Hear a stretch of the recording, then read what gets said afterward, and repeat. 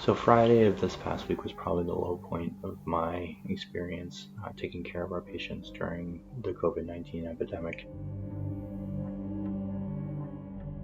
That morning I was working out of the Hub of Hope, which is a health clinic for unsheltered citizens of Philadelphia, where we offer shower, laundry, medical care, and social services.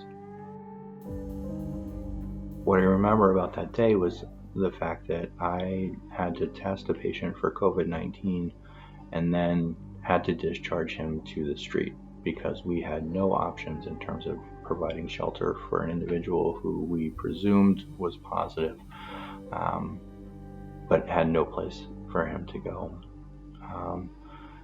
And this awful decision came out of really hours of advocation on his behalf with the city of Philadelphia, who was unable to provide shelter for him, or trying to cajole hotels to open their doors to allow this individual to have medical quarantine for a 5-day period while we were waiting for his test result.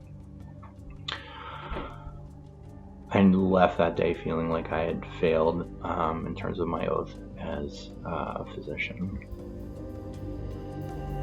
Our shelter systems are ill-equipped really to meet the CDC requirements for appropriate physical distancing, and hospital beds are a precious commodity reserved for those who are ill. So people who are exhibiting mild cases, would typically be told to stay at home and symptom monitor, it's not an option for people who are unsheltered.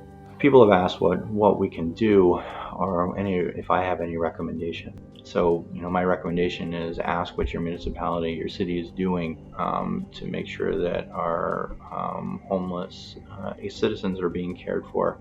And if there isn't a plan, be willing to advocate for them.